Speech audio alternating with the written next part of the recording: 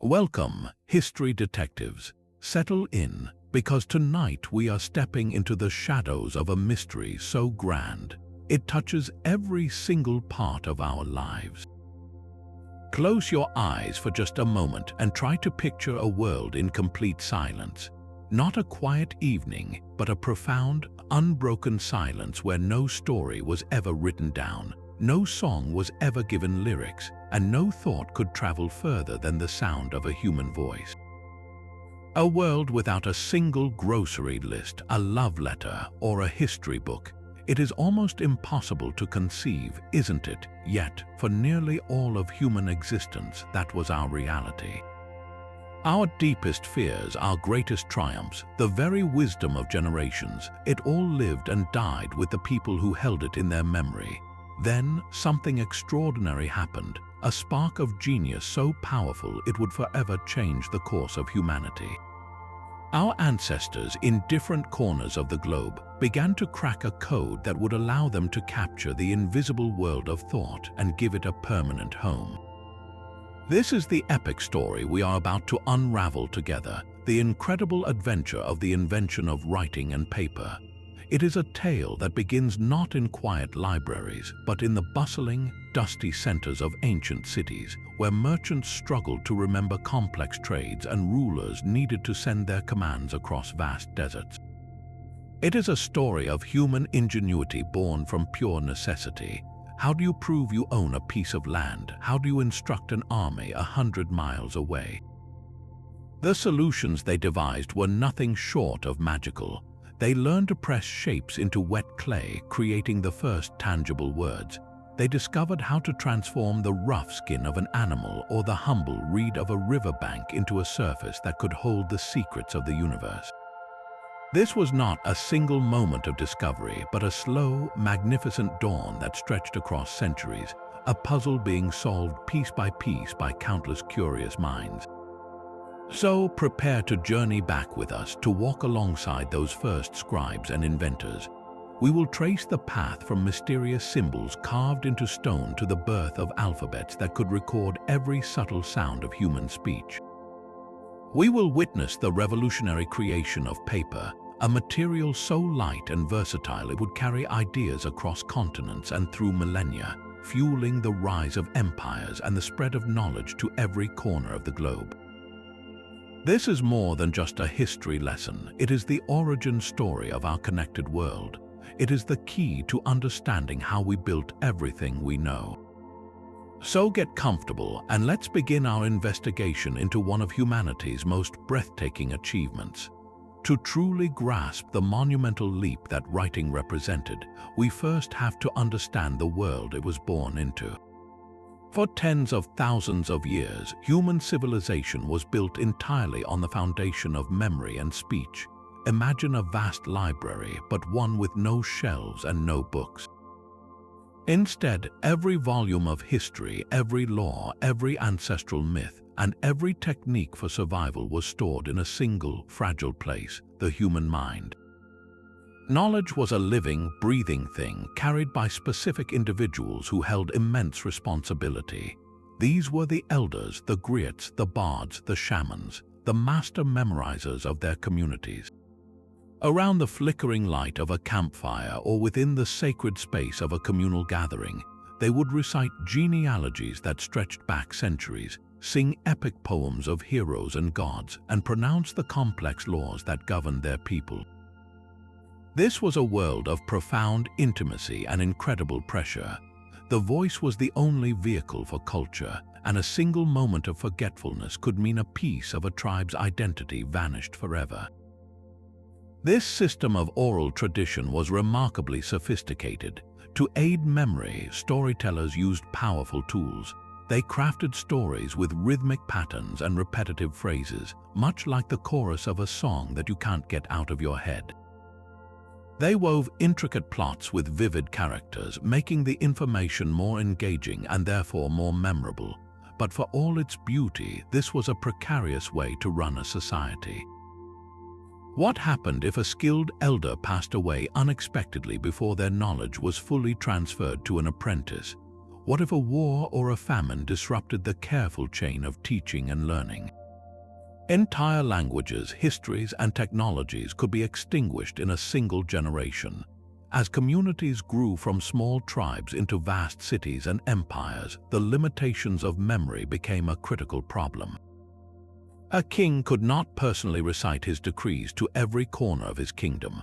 A merchant trading across deserts and seas needed a way to record complex transactions that went far beyond what anyone could reasonably remember.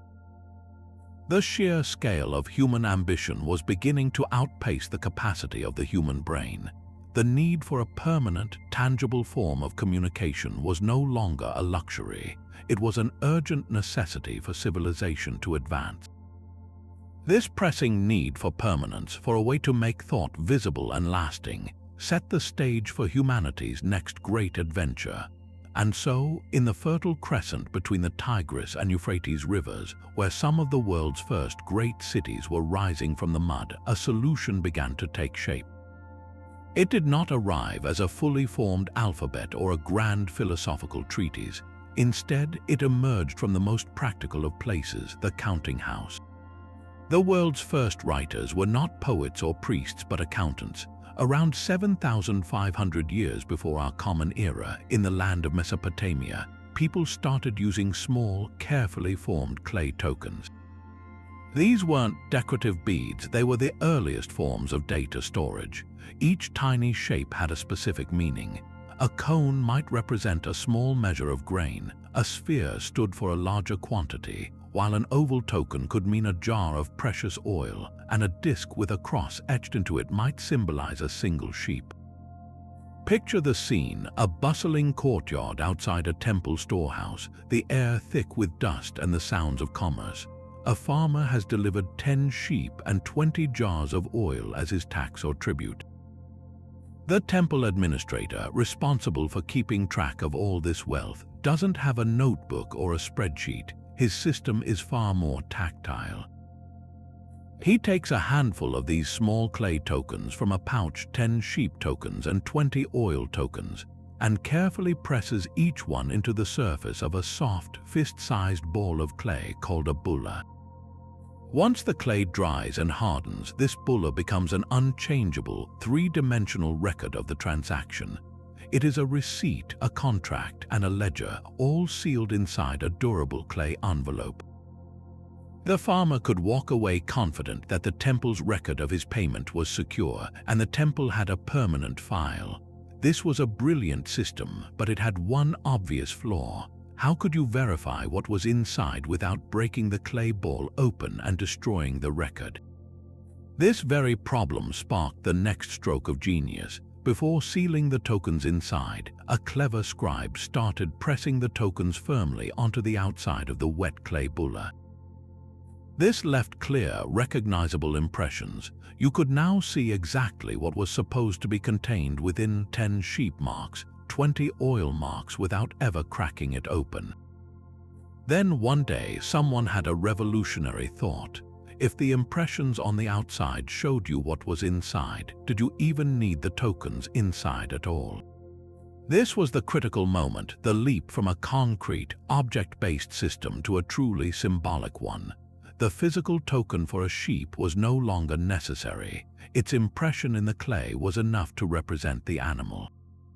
The concept of a sheep had been successfully abstracted into a symbol. Soon, scribes began using a sharp reed stylus to draw these symbols directly onto a flat clay tablet, without any tokens involved at all. They were no longer recording objects, they were recording ideas. This was the humble, practical, and utterly world-changing birth of writing. This question of verifying the contents of the sealed clay bulla presented a real-world puzzle for those early Mesopotamian administrators. Imagine the frustration of holding that hardened clay ball, knowing it contained an important agreement but having no way to confirm its details without shattering it into pieces. The ingenious solution they developed was as elegant as it was simple. Before sealing the tokens away for good, a scribe would take the soft clay ball and deliberately press each token into its outer surface. This action left a clear, unmistakable impression, a negative image of the token itself. Now anyone could look at the bulla and see the evidence of 10 sheep and 20 jars of oil right there on the surface. It was a perfect external reference, a kind of primitive label that preserved the integrity of the sealed record inside. But this practical fix set in motion a chain of thought that would forever alter human history. Once those impressions were on the outside, their purpose was fulfilled. They conveyed the necessary information instantly. This led to an inevitable and breathtaking realization. If the impressions on the outside told you everything you needed to know, what was the point of going through the extra step of enclosing the physical tokens within? The tokens themselves became redundant. The symbol, the impression in the clay, had effectively replaced the object it represented. This was the critical cognitive leap from a system based on physical objects to one of pure symbolism. The concept of a sheep was no longer tied to a small clay disc. It was now captured by the two-dimensional mark that disc left behind. Liberated from the need for tokens, these early innovators began to experiment. Instead of using a token to make a mark, they started using a sharpened reed, a stylus, to incise the shapes directly onto a smooth, flat tablet of wet clay. They could draw the same shapes freehand, and the meaning was perfectly understood. This was the true birth of writing. The first tablets were not pages of poetry. They were straightforward accounting ledgers, inventories of grain, livestock, and oil. The symbols, known as pictographs because they resembled the objects they stood for, were arranged in neat rows and columns. We can picture a scribe sitting in the shade of a Mesopotamian courtyard, carefully pressing the tip of his reed into the clay to record the day's transactions, unaware that he was participating in one of humanity's most profound revolutions. He was creating a permanent record that could be stored, referenced, and understood by others, even in his absence. The voice had been given a tangible form, and thought could now travel independently of the thinker. With that groundbreaking shift from physical tokens to symbolic impressions, the door was now wide open for an explosion of creativity. The next stage in our story sees those simple marks evolving into something far more expressive, the pictograph. Around 3,300 years before our Common Era, scribes in Mesopotamia began to use their sharp reed styluses not just to make token-shaped indentations, but to actually draw pictures of the objects they wanted to represent. This was a move from abstract symbols back toward recognizable imagery, but with a crucial difference. These drawings were now part of a formal system understood by a community of users. Imagine a smooth, damp clay tablet resting on a scribe's palm. With practiced skill, he would etch a simple, elegant outline of a fish. Everyone who saw that drawing understood it meant fish. He might draw a human head tilted slightly with a small bowl touching its lips, and that combination of symbols would convey the idea of to eat. This was no longer just accounting. This world's first true writing system, what scholars call proto-cuneiform. The power of this new tool was immense, even in its earliest, most restricted form. For the first time, a much wider range of information could be captured and preserved. We have surviving tablets that are essentially grocery lists for a temple or palace, inventories that include quantities of grain, types of livestock, and vessels of beer. But they also record the names of individuals involved in transactions, perhaps a farmer bringing his offering or a scribe certifying the count. Think of the profound change this represented. A person's identity, their contribution to the community, could now be recorded in a permanent way, separate from their physical presence or the memory of an elder. It created a new kind of proof and a new kind of accountability that stretched across both space and time. Yet for all its brilliance, this pictographic system had significant limitations. It was wonderfully concrete for depicting things you could see, a star, a pot, an ox. But how would you draw an abstract concept like life or fear or justice? The system was also clumsy and inefficient.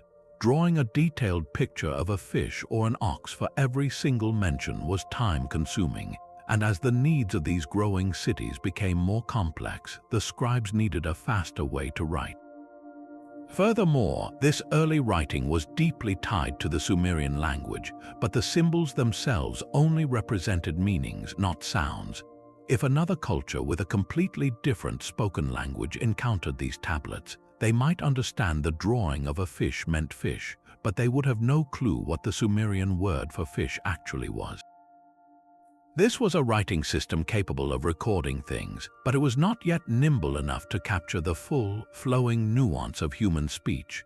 The solution to these limitations would not come from making the pictures more detailed, but from making them simpler, more abstract, and ultimately more powerful. This challenge of depicting the unseen and the abstract was the next great frontier for those early scribes. Their pictographic system worked beautifully for the tangible world, but human thought is filled with ideas that have no physical form. How could they possibly draw a concept like life or justice?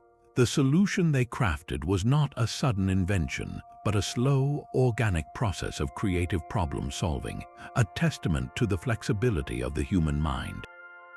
They began to use their existing pictures in new, metaphorical ways. For instance, the drawing of a mouth could straightforwardly mean mouth. But what comes from a mouth? Speech commands ideas. So cleverly, the symbol for a mouth began to also represent the verb to speak. Similarly, the symbol for a foot could evolve to mean not just the body part, but the action of walking or going. This was the first step beyond pure representation, using a concrete image to hint at an associated action or idea. The real breakthrough, however, came with a principle so playful and ingenious we still use it today in puzzles and games, the rebus principle. Imagine you're trying to write the name of a powerful ruler, but his name is an abstract concept, not a thing you can draw. Let's say his name is Edward. You can't draw Edward. But what if you broke the sound of his name down into parts you could draw? You might use a picture of a bed, which sounds like Ed, and a picture of a ward or a guard, which sounds like Ward. Put them together and you have a rebus, a visual pun that represents the sounds of a word rather than its meaning. The ancient scribes did exactly this. In Sumerian, the word for life was Tai. They already had a simple, easy-to-draw pictograph for something else that also sounded like Tai, an arrow. So they began using the drawing of an arrow to represent the abstract concept of life. The picture no longer meant just the object, it now represented a syllable, a building block of sound. This was a monumental cognitive leap. A scribe could now combine these sound-based symbols to write complex words, names, and grammatical structures that were impossible to capture with pictures alone. The symbol for water, pronounced A in Sumerian, could be used to represent that sound. In other words, the star, which represented the sky god An, could now be used to write the syllable An, or the more general idea of God. This rebus principle was the key that unlocked the full potential of writing, transforming it from a system of simple labels into a tool capable of capturing the rich, fluid complexity of spoken language. It allowed writing to evolve from a practical accounting tool into a medium for poetry, law, and history. The voice, with all its subtle rhythms and sounds, was finally being given a visible form. Now that we understand the conceptual leap from tokens to symbols, let's step into the shoes of one of those ancient scribes and examine the remarkable, yet beautifully simple, tools that made this revolution possible. Forget fancy pens and paper. The primary writing instrument for over 3,000 years was nothing more than a sharpened reed, and the writing surface was the very earth beneath their feet. A scribe would begin by taking a lump of wet clay, carefully prepared to be smooth and pliable, free of stones or grit.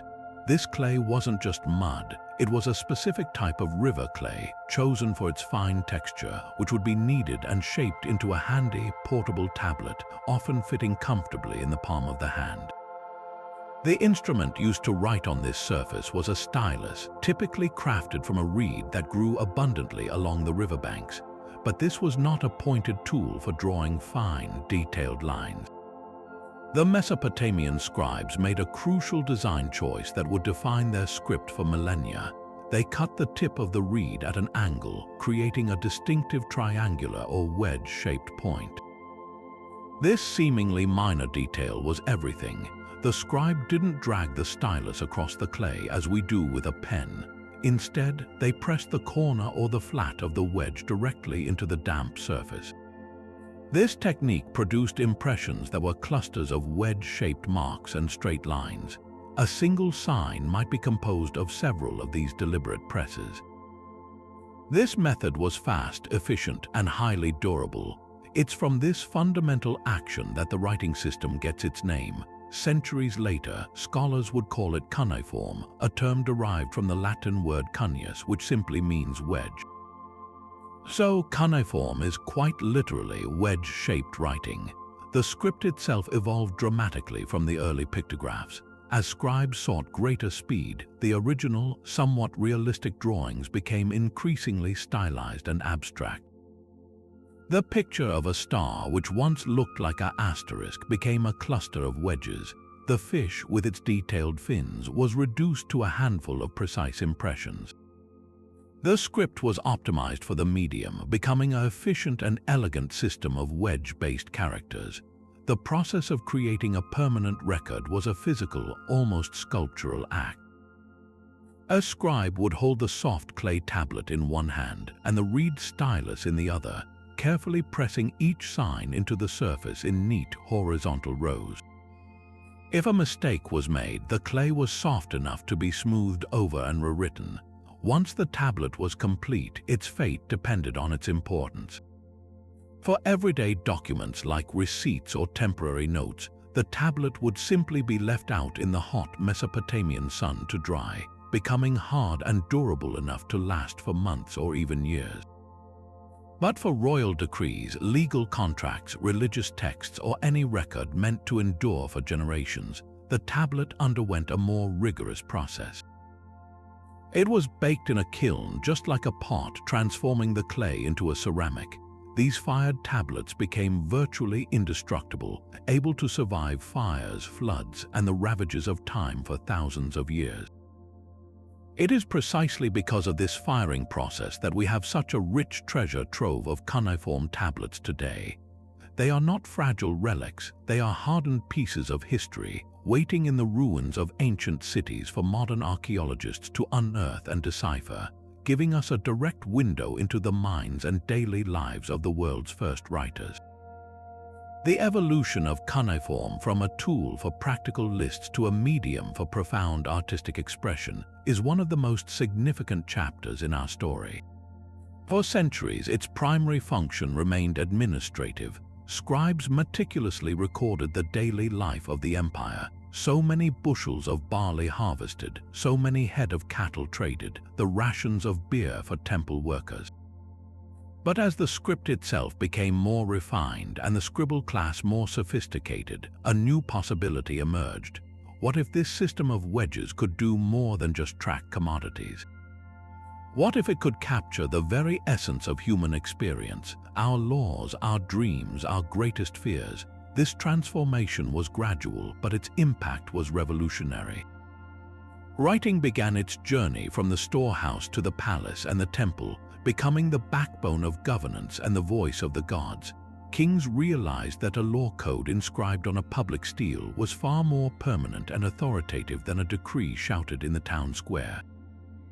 A treaty carved in clay and sealed by two warring empires created a binding record that could be referenced for generations, a tangible foundation for diplomacy and peace. This expansion into law and administration was a natural progression, but the most breathtaking leap was into the realm of literature. It was here that cuneiform truly proved its power, demonstrating an ability to convey not just facts but the full spectrum of human emotion. The crowning achievement of this literary revolution is the Epic of Gilgamesh. Imagine for a moment the scene of its discovery not by ancient Mesopotamians but by modern archaeologists. In the dusty ruins of a library in Nineveh, they unearthed not just more accounting tablets but a collection of 12 large clay tablets, carefully inscribed with a continuous narrative. As scholars painstakingly pieced the story together, they realized they were reading a masterpiece that had been lost to the world for over 2 millennia. This was not a dry chronicle of kings. It was a story of friendship, ambition, and the universal human quest to conquer death. Gilgamesh, the proud king of Uruk, and his wild companion Enkidu embark on fantastic adventures, slaying monsters and challenging the gods themselves. Their story is filled with roaring battles, tender moments of camaraderie, and devastating grief. The very existence of the epic of Gilgamesh on clay tablets is a staggering thought. It means that for the first time in history, a story of such complexity and emotional depth was not entrusted solely to the memory of a storyteller. It was fixed in a permanent form. The laughter of the heroes, the tears of the gods, the profound sorrow Gilgamesh feels upon losing his friend, these were no longer fleeting sounds in the air. They were now tangible marks pressed into clay. A person could read the story alone, in silence, and experience the same narrative that would have been performed aloud for a cheering crowd. This was writing's ultimate triumph. It had become a vessel for culture, a way to preserve the soul of a civilization. Through these cuneiform signs, the anxieties, the values, the humor, and the spiritual longings of the Sumerian and Akkadian people could speak directly to us across a chasm of more than 4,000 years. The voices of that long-lost world were not entirely lost. They were merely waiting, patiently inscribed in ceramic, for someone to learn their language and listen again. While the scribes of Mesopotamia were pressing wedges into clay tablets to manage the practical affairs of their empires, a parallel revolution was unfolding along the fertile banks of the Nile River. Here, in ancient Egypt, a writing system emerged that was as visually stunning as it was conceptually brilliant: hieroglyphs.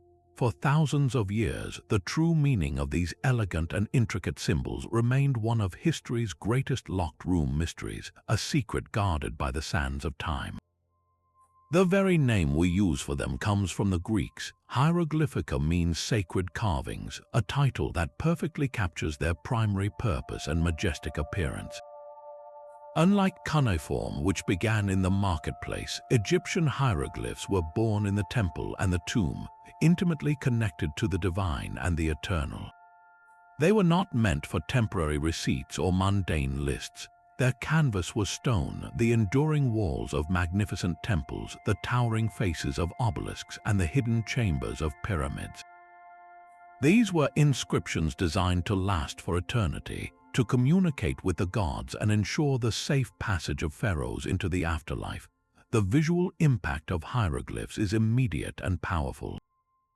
Imagine standing before a massive stone wall, covered in meticulously carved images of birds, snakes, eyes, hands, and geometric shapes, all arranged in graceful, balanced rows. Each symbol is a miniature work of art, but this beauty was not merely decorative, it was functional, a complex and sophisticated script that operated on several levels simultaneously. At its most basic, a hieroglyph could be a logogram representing an entire word or concept. The simple drawing of a sun disk meant sun, and the image of a man with a hand to his mouth meant to eat, much like the early pictographs of Mesopotamia. However, the Egyptian scribes took this a crucial step further. Many of these symbols also functioned as phonograms, representing sounds rather than things. This is where the system reveals its genius. For example, the hieroglyph that looks like an owl represented the consonant sound M. The picture of a water ripple stood for the sound N. So, to write a word, a scribe could combine these sound-based symbols, much like letters in an alphabet. This combination of logographic and alphabetic elements created a wonderfully flexible and nuanced system. A single word might be written using a sequence of phonetic signs to spell out its sound, and then a silent logogram called a determinative would be placed at the end to clarify the word's general category of meaning. Think of it as a built-in definition marker. If a word was related to a god, a determinative depicting a seated deity would be added. If it was a word for a city, a determinative showing a circle with cross streets would appear. This clever device helped prevent ambiguity, ensuring that the sacred texts and royal decrees were interpreted correctly. The entire system was a masterful blend of art and language, where a beautifully drawn vulture could be a logogram for the word mother, a phonetic sign for the sound R, or part of a larger word, its meaning shifting based on the company it kept. It was this very complexity and elegance that would later baffle scholars for centuries, leaving the voices of ancient Egypt silent until a remarkable discovery finally provided the key.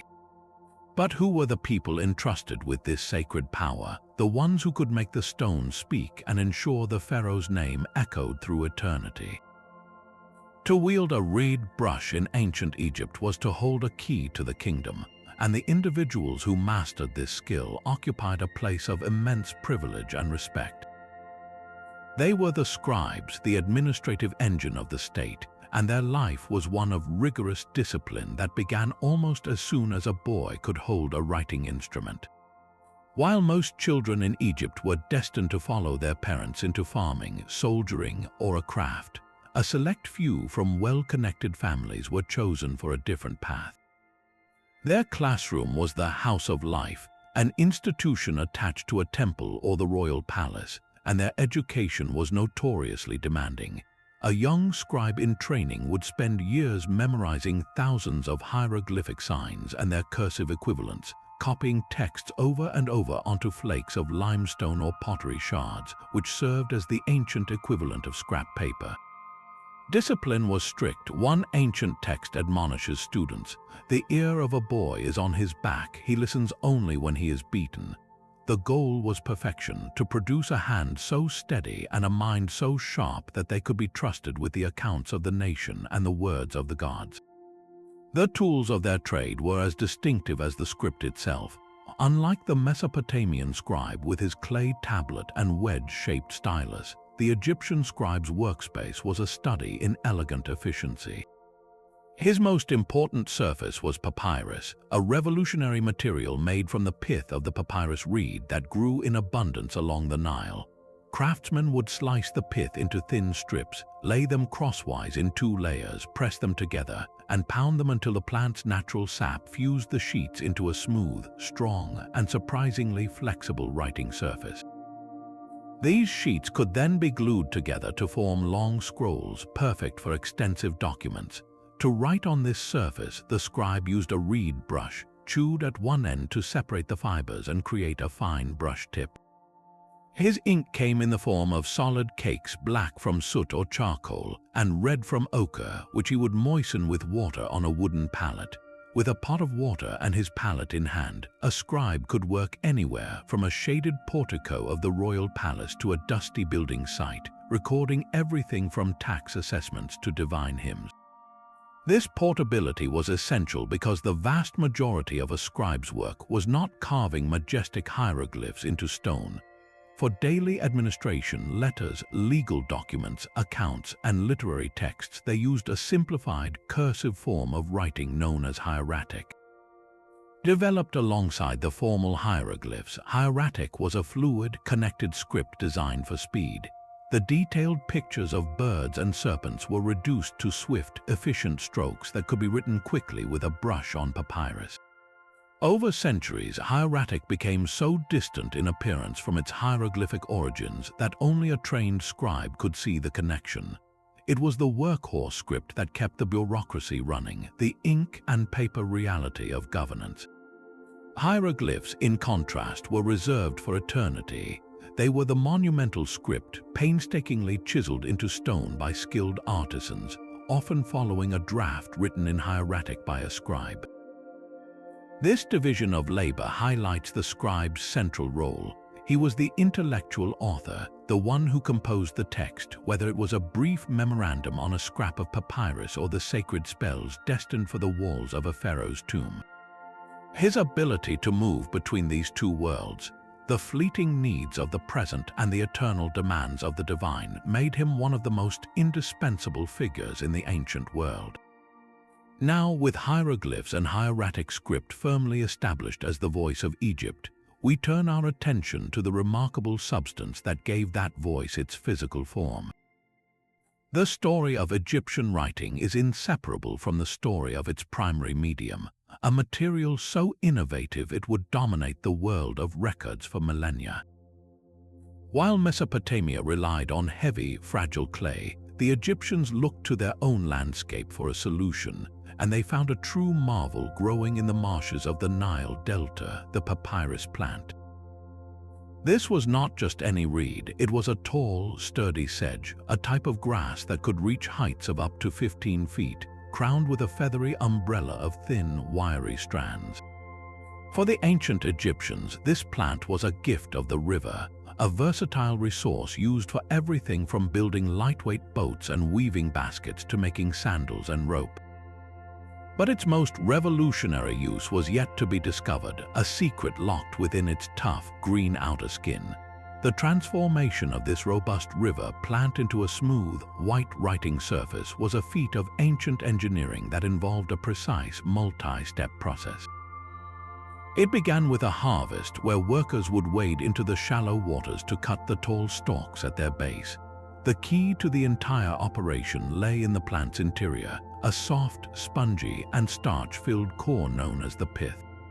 To reach it, craftsmen would first strip away the tough, green outer rind, much like peeling a stalk of celery. What remained was a white, fibrous heart.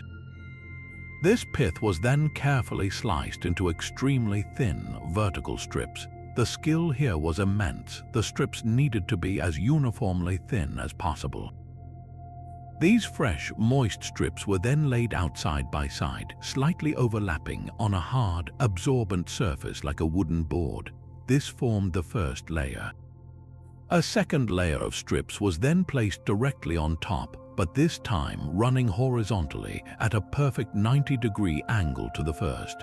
This crosswise pattern was the absolute secret to papyrus's strength and flexibility. The next stage was one of immense pressure and natural chemistry. The two-layered sheet, now looking like a simple, damp lattice, was covered with a cloth and then subjected to a thorough pounding with a mallet or a smooth stone.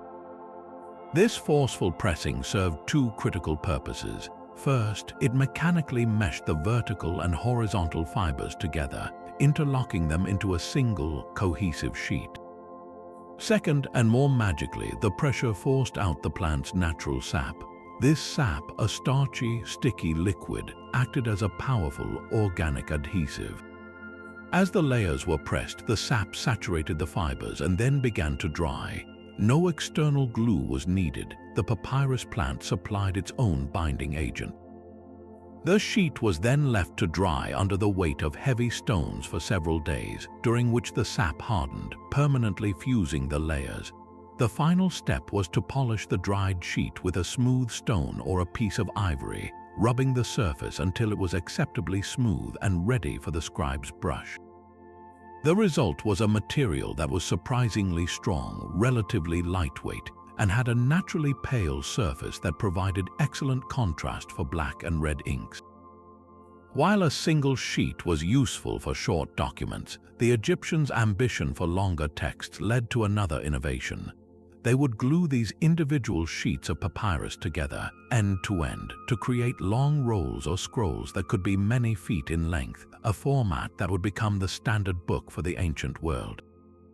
But with this revolutionary writing surface now perfected, the Egyptians quickly realized they held a power far beyond simple record-keeping. They possessed what we would today call a technological monopoly. The secret of papyrus production became one of the state's most closely guarded assets, as valuable as any gold mine. The knowledge of how to select the right reeds, slice the pith into perfect strips, and apply the precise pressure needed for binding was confined to specialized workshops, likely under direct royal or temple control. This wasn't just about making paper, it was about controlling the very flow of information and commerce. For centuries, no other civilization could replicate the process. When neighboring empires like the Hittites or the Assyrians wanted to communicate with the pharaoh, they often had to do so on bulky, awkward clay tablets, while the Egyptian envoys would present elegant, lightweight papyrus scrolls, a clear, tangible demonstration of Egyptian sophistication and power. This monopoly turned papyrus into a massively profitable export commodity. Across the Mediterranean, cultures that were developing their own complex administrative needs, particularly the Greeks and later the Romans, eagerly imported Egyptian papyrus. It became the standard writing material for the entire classical world, creating a lucrative trade that funneled wealth back into the Egyptian empire for generations. A single ship carrying a cargo of papyrus scrolls was as valuable as one laden with spices or precious metals. The very geography of Egypt aided this control. The papyrus plant thrived in the unique ecosystem of the Nile Delta, and attempts to cultivate it elsewhere largely failed. By holding the secret, Egypt held a key piece of intellectual and economic infrastructure, forcing the ancient world to come to them for the tools of civilization itself. This technological advantage had a direct and profound impact on the day-to-day governance of the empire. The efficiency of papyrus compared to the cumbersome clay tablets of Mesopotamia cannot be overstated. Imagine the difference. A clay tablet recording a tax assessment for a single village might weigh several pounds. It was fragile before firing, and once fired, it was permanent and unchangeable. To send a message, a scribe had to prepare a new tablet, wait for it to be delivered, and the recipient would have to store a heavy, breakable object. Now contrast that with the Egyptian system. A scribe could write the same tax assessment on a sheet of papyrus that weighed almost nothing. Dozens of such reports could be rolled up, tied with a string, and carried by a single messenger across vast distances. Corrections could be made easily with a damp cloth, and storage was a dream. A single chest could hold the administrative records for an entire region, whereas the same information on clay tablets would require a dedicated room. This logistical superiority supercharged the Egyptian bureaucracy, enabling it to manage a sprawling empire with remarkable effectiveness. Let's step into one of those bustling scribble offices, perhaps housed in a cool, shaded building near the royal palace in Thebes. The air is filled with the faint, earthy smell of papyrus and the sharp scent of ink. Rows of scribes sit cross-legged on mats, their wooden pallets balanced on their knees. A junior scribe might be diligently copying a standard formula for a land deed, his brush moving swiftly across a fresh sheet. Nearby, a senior administrator unrolls a long scroll, his eyes scanning columns of figures that detail the grain harvest from the northern provinces. Messengers arrive constantly, delivering cylindrical leather cases containing dispatches from border forts or reports from provincial governors. Each document is logged, read, and a response is drafted on the spot. In another corner, archivists are at work, carefully labeling and storing completed scrolls in large pottery jars or wooden chests, creating a living, searchable memory of the state. Within these scrolls was the lifeblood of the empire. They recorded everything, the precise amount of grain taxed from each farmer, which was the foundation of the economy. They held the decrees of the pharaoh, which would be read aloud in town squares across the land, ensuring his will was known from the Mediterranean coast to the cataracts of Nubia. They contained the rosters of the army, the logs of royal shipbuilding projects, and the meticulous accounts of temple offerings. But perhaps most importantly, they preserved history itself. Annals of military campaigns, descriptions of foreign lands, and the genealogies of the royal family were all committed to papyrus. This created a continuous historical record, a sense of identity and permanence that clay tablets, for all their durability, could not match in terms of volume and accessibility. The Egyptian empire was, in a very real sense, built on papyrus. It was the medium that allowed a central authority to see, command, and remember its vast domain, weaving the disparate threads of the Nile Valley into a single, powerful tapestry. This incredible journey of invention, however, was not a single thread running from Mesopotamia to Egypt. It was a tapestry being woven simultaneously on distant looms, a powerful testament to the shared ingenuity of the human mind across the globe. Far from the dusty plains of the Fertile Crescent and the lush banks of the Nile, other brilliant civilizations, entirely isolated from these developments, arrived at the same breathtaking conclusion: that thought could be made visible. The drive to record, to communicate beyond the moment, was a universal human spark waiting to ignite wherever complex societies emerged. Our investigation now takes us east to the Yellow River Valley of ancient China. Here, during the Shang dynasty, around 1200 years before our common era, a writing system developed that was profoundly unique, yet born from a need as old as time itself: the desire to speak with the divine. The earliest surviving Chinese writing is not found on clay tablets or papyrus scrolls, but on something far more mysterious and evocative: the scorched shells of turtles and the shoulder blades of oxen. This is the oracle bone script. The process was a sacred ritual. A royal diviner, perhaps in the presence of the king himself, would carve a question directly onto the polished surface of a bone or shell. The question might be about the outcome of a battle, the cause of an illness, or the best time for a harvest. Then, using a hot bronze pin, he would apply heat to specific points on the reverse side. The intense heat would cause the bone to crack with a series of popping sounds. The pattern of these cracks spreading across the surface was believed to be the answer from the ancestral spirits. But here is the crucial part: the diviner did not simply interpret the cracks and walk away. He would then meticulously carve the original question, the prophecy inferred from the cracks, and sometimes even the eventual outcome, right there next to the fissures. For example, a bone might be inscribed with "crack making on day 7, we divined. Will the king's childbearing wife have a son?" Next to the cracks, the scribe might add, "The prognostication said it will be a son."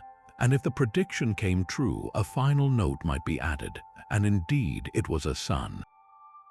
This practice transformed these sacred objects into a permanent archive of divine communication. The symbols used were logographic, with each character representing a whole word or concept. They are strikingly pictorial, often beautiful and complex, featuring clear depictions of the sun, the moon, mountains, rivers, and various animals. Yet they already show the sophisticated abstraction that would become the hallmark of Chinese writing, a system that has maintained a direct, unbroken line from those ancient oracle bones to the characters used by over 1 billion people today. Now, let us make the most dramatic leap of all, across the vast expanse of the Pacific Ocean to the steamy jungles of Mesoamerica. Here, the Maya civilization perfected a writing system so complex and ornate that for centuries after its discovery, scholars considered it an impenetrable mystery, little more than decorative art. The Maya script is a stunning achievement, a vibrant fusion of art and language that stands as one of the world's few fully developed writing systems created entirely independently. Unlike the linear rows of cuneiform or the elegant columns of hieroglyphs, Maya glyphs are often arranged in paired columns, read from left to right and top to bottom. Each glyph block is a self-contained work of art, a square or rounded rectangle packed with intricate, interlocking elements. The genius of the Maya system lies in its flexibility. A single glyph block could function in multiple ways, much like Egyptian hieroglyphs, but with its own distinct rules. It could be a logogram representing an entire word like jaguar or king. But it could also be a syllabogram representing a syllable like ka or tze. Most remarkably, the Maya often used both principles simultaneously in a single glyph. A scribe might write the word for a ruler, ajor, by using a logogram that was a simplified drawing of a ruler's headdress. But then, to clarify the pronunciation or to add grammatical elements, he would add smaller, attached syllabic signs that spelled out the sound ajewa.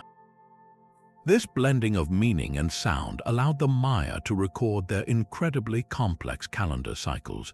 their detailed astronomical observations, and the full, dramatic histories of their city-states and kings. They wrote on everything from massive, freestanding stone stelae that told of royal births and military victories, to the pages of accordion fold books made from beaten fig bark paper known as codices. The drive to create a permanent record to fix history and knowledge in a tangible form had emerged once again, proving that the invention of writing was not a fluke of one culture, but a fundamental milestone in the human story, reached by brilliant minds gazing at different stars. While the complex systems of Egypt and Mesopotamia allowed for the recording of profound ideas, they came with a significant barrier. They required years of intense, specialized training to master. The power of writing remained locked away in scribble schools, a tool for the elite to manage empires and commune with the gods. But a revolution was brewing on the margins of these great civilizations, one that would fundamentally democratize the written word and change the course of history. This was the invention of the alphabet, a system of breathtaking simplicity and power. Its story begins not in a royal court, but in the dusty, multicultural trading posts of the Sinai Peninsula around 1800 years before our common era. Here, at the crossroads of Africa and Asia, Egyptian turquoise mines operated by pharaonic expeditions employed a diverse workforce of Semitic-speaking Canaanites from the Levant. These workers were exposed to the majestic hieroglyphs that adorned the mining temples and official monuments. They could see the power of writing, but for them, mastering the thousands of intricate Egyptian signs was an impossible task. They needed a way to record their own language for practical purposes, perhaps simple messages, labels for goods, or prayers to their own deities.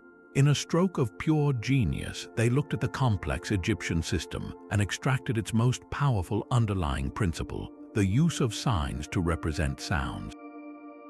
But they took this idea and simplified it to its absolute logical extreme. Instead of adopting the entire Egyptian repertoire, these innovative laborers created a script now known as Proto-Sinaitic. Their method was brilliantly straightforward. They looked at the Egyptian hieroglyphs and chose a small set of simple, recognizable pictures. Then they assigned each picture the sound of the first consonant of the word for that object in their own Semitic language. This is the famous acrophonic principle. For example, the Egyptian hieroglyph for a house was a simple square. The Semitic word for house was beit. So they took the picture of a house and let it represent not the concept of a house, but simply the consonant sound B. The hieroglyph for water, which was a wavy line, became the sound M from the Semitic word maim for water. A human head, rosh in their language, gave them the sound R. This was the fundamental breakthrough. Each symbol now stood for one and only one basic consonant sound. The implications of this shift cannot be overstated. Suddenly, the immense burden of memorization vanished. Instead of learning thousands of characters for words and syllables, a person only needed to learn a couple of dozen symbols for sounds.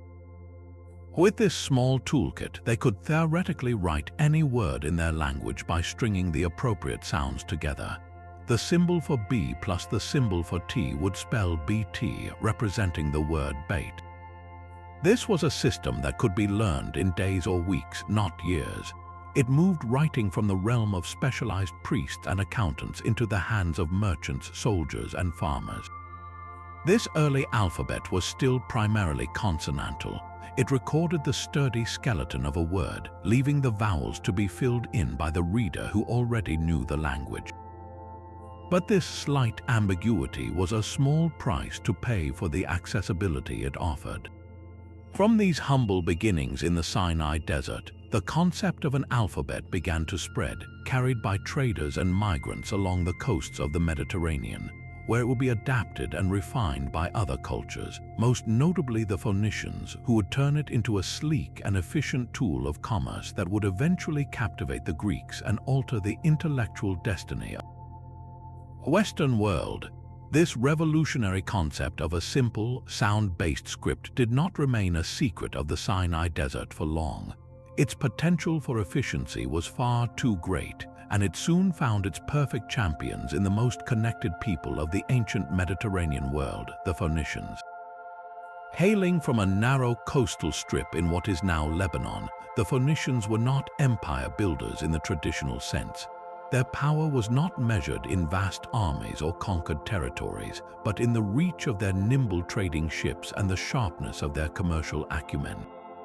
They were the undisputed masters of maritime trade, their vessels crisscrossing the sea from the rich ports of Egypt to the distant shores of Spain, and even beyond, carrying precious cargoes of Tyrian purple dye, glassware, cedar wood, and wine.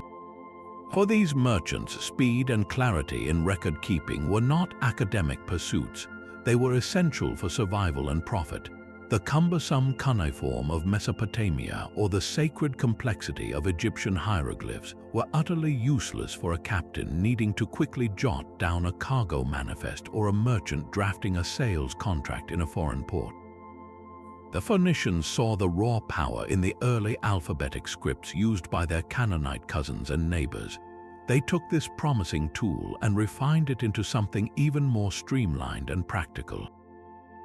Their version of the alphabet consisted of just 22 characters, each representing a single consonant sound. It was a model of minimalist design. There were no vowels in their system. The written word provided the consonant skeleton, and the reader, familiar with the language, would naturally fill in the vowel sounds. This made the script incredibly compact and quick to learn. Imagine the advantage this gave a Phoenician trader. He could teach the basics of reading and writing to his business partners or his own children in a matter of weeks, not the years required to train a scribe in other cultures. This was a writing system built for the fast-paced world of commerce, for drafting bills of lading, recording debts, and sending concise business correspondence. As their sleek ships sailed from one bustling port to the next, the Phoenicians carried this revolutionary tool with them, not as a cultural export to be imposed, but as an integral part of their daily business operations. In trading posts established all across the Mediterranean, in places like Carthage in North Africa, on the islands of Sicily and Sardinia, and along the coast of Spain, local peoples would have encountered Phoenician merchants conducting their affairs using this strange, elegant script. It was inscribed on pottery shards used as receipts, etched into metal weights for scales, and written on papyrus scrolls for contracts. For the curious and ambitious locals who interacted with these sophisticated traders, the appeal was immediate. Here was a system of writing that was not shrouded in priestly mystery or reserved for royal decrees. It was accessible, functional, and clearly linked to the Phoenicians' commercial success. The spread of this script was not a deliberate campaign of cultural education. It was a natural byproduct of economic interaction. A Greek artisan in a port city like Byblos, who regularly sold his wares to Phoenician merchants, might have seen the practical benefits of being able to read their markings and keep his own records in a similar fashion. He would have learned the signs for the sounds, adapting them to fit the needs of his own very different language. This is precisely what happened. The Greeks, with their rich oral tradition of epic poetry and their growing need for civic record-keeping, encountered the Phoenician alphabet, likely around the 9th or 8th century before our Common Era. They recognized its immense utility but faced a unique challenge.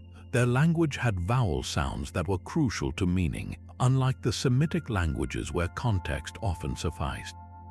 The Greek word for hope and the word for manure might have the same consonant structure, but different vowels made them distinct. To solve this, the Greeks performed a second act of brilliant adaptation. They looked at the Phoenician consonant alphabet and identified several characters that represented sounds which didn't exist in the Greek language. Rather than discarding these symbols, they repurposed them. These unused consonant signs were transformed into the world's first dedicated symbols for vowel sounds. A, E, I, O, and U were born. This addition was a monumental improvement, creating a writing system that could represent speech with stunning accuracy. It was this full, vowel-inclusive Greek alphabet that would later be passed to the Etruscans in Italy and then to the Romans, who would refine it into the Latin script that you're reading right now. In a parallel journey eastward, the Aramaic people, another major trading power, also adopted a version of the Phoenician script. The Aramaic alphabet, carried by merchants and administrators across the Persian Empire, became the dominant script of the Near East, eventually evolving into the Hebrew and Arabic scripts used by millions today. The humble, practical invention of those Sinai laborers, perfected by Phoenician merchants, truly became the seed from which nearly all modern alphabets would grow. The Greek encounter with the Phoenician script was a meeting of two vastly different worlds of sound. While the Phoenician alphabet was a masterwork of efficiency for a Semitic language, where the root meaning of a word is often carried by its consonants, Greek operated on a different phonetic principle. Vowel sounds were not just decorative in Greek, they were fundamental pillars of meaning. Think of the Greek language as a musical score where the consonants provide the rhythm, but the vowels carry the melody. Without the melody, the entire piece becomes confusing and open to misinterpretation. A Phoenician reader, trained in their language, could look at the consonant skeleton KT and from context understand it as cat meaning a small vessel or kit meaning a container. This contextual reading was second nature to them. But for the Greeks, this ambiguity was unacceptable. Their language was rich with words where a change in a single vowel sound created a completely different meaning. Let's consider a simple, hypothetical example. Imagine a Greek merchant wanting to record the word for hope, which in ancient Greek is elpis. Using only the Phoenician consonants available, he might write it as LPS. Now imagine he also needs to write the word for he expects, which is elpisi. This too could be rendered as LPZ. The written records would look confusingly similar, a jumble of consonants that could lead to serious errors in a contract or a message. The potential for misunderstanding in legal, poetic, or philosophical texts was immense. The Greeks needed a way to pin down the specific sounds of their speech with greater accuracy, to capture the full richness of their language, from the epic poems of Homer to the precise debates of the Athenian agora. Their solution was an act of linguistic genius, a creative repurposing that would echo through millennia. As they learned the 22 signs of the Phoenician alphabet, the Greek adapters noticed that several of the symbols represented guttural consonant sounds. A sharp H sound from the back of the throat, for instance, that simply did not exist in their own spoken language. Instead of discarding these seemingly useless symbols, they saw an opportunity. They took these extra characters and assigned them a new, revolutionary purpose to represent pure vowel sounds. The Phoenician letter aleph, which represented a glottal stop, became the Greek alpha, representing the R sound. The letter he, which stood for an H sound, was transformed into epsilon, representing a short A sound. Another, yod, became iota for the E sound. This process gave birth to the vowels A, E, I, O, and U, creating the first true alphabet where both consonants and vowels had equal and distinct representation. The impact of this innovation on clarity cannot be overstated. Let's return to our earlier example. Now, with vowels at their disposal, a Greek scribe could write elpis for hope with perfect clarity. He could write elpisi for he expects, and the difference would be immediately visible on the page. This precision transformed writing from a suggestive outline into a faithful recording of speech. It drastically reduced the cognitive load on the reader, who no longer had to guess the intended word from context alone. This made reading faster and more accessible, opening the door for a wider segment of the population to become literate. It was particularly vital for preserving the meter and rhythm of Greek poetry and drama, where the specific length and quality of vowel sounds were essential to the artistic form. The spoken word, in all its nuanced glory, could now be captured with unprecedented fidelity. This enhanced Greek alphabet did not remain confined to the Aegean world. Its logical structure and phonetic completeness made it an incredibly powerful and exportable technology. As Greek culture and influence spread through trade, colonization, and the conquests of Alexander the Great, their writing system traveled with it. It was adopted and adapted by various peoples around the Mediterranean. Most significantly for the Western world, the Etruscans in Italy borrowed the Greek alphabet. The Romans, in turn, encountered it through their Etruscan neighbors and refined it into the classical Latin script that forms the basis for the alphabet used for English, Spanish, French, and many other languages today. In a parallel journey eastward, a version of the Greek alphabet was used as a model for the Glagolitic and later Cyrillic scripts used for Russian and other Slavic languages. The simple yet profound decision of those ancient Greek adapters to repurpose a few consonants into vowels created a tool of communication so robust and flexible that it would eventually carry the words of Shakespeare, Cervantes, and Tolstoy, directly connecting their voices to the ingenious scribes who first gave vowels a home on the page.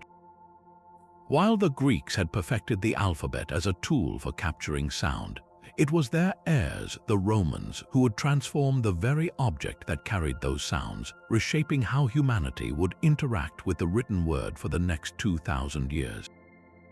The Romans, ever the pragmatists and brilliant engineers, looked at the Greek writing system and saw room for improvement. They streamlined the letter forms, creating the clean, majestic lines of the Latin script we recognize today, a font of unparalleled clarity and authority that would become the visual voice of their sprawling empire. But their most profound contribution to our story was not the script itself, but the revolutionary container they devised for it. For centuries, the scroll had reigned supreme. Whether it was a papyrus roll in an Egyptian scribe's hand or a parchment volume in a Greek scholar's library, the format was universally long, narrow, and sequential. To read a scroll, you unrolled it with one hand and rolled it up with the other, moving steadily from beginning to end. It was a linear, somewhat cumbersome experience, fine for a continuous narrative like an epic poem, but terribly inefficient for anything requiring quick reference or comparison. The Roman innovation emerged not from the halls of philosophers, but from the workshops of merchants and the practical needs of daily life. They took inspiration from a common object, the wax tablet. These were small, wooden frames filled with wax, often hinged together in pairs or more, creating a diptych or triptych. You would write on the wax with a stylus, and the pages could be closed to protect the writing, or opened to reveal multiple surfaces at once.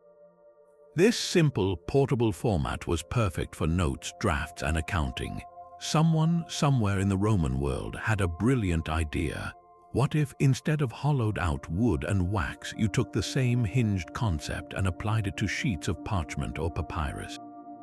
Instead of a long, continuous roll, you would fold large sheets in half, stack them, and sew or bind them together along one edge. This new object was called a codex.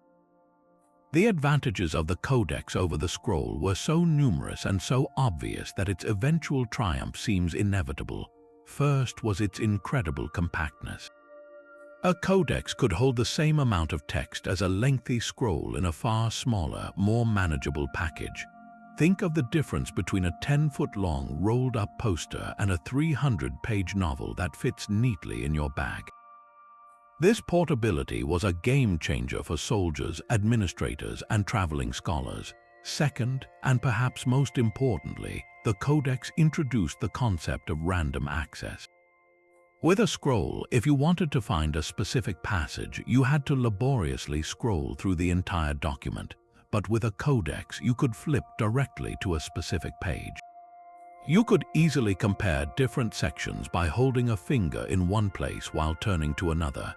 This revolutionized scholarship, law, and religious study, making cross-referencing and annotation not just possible but simple. Furthermore, the codex was more durable. The binding protected the inner pages, and it utilized both sides of the writing material, the recto and the verso, effectively doubling its capacity compared to a scroll of the same size.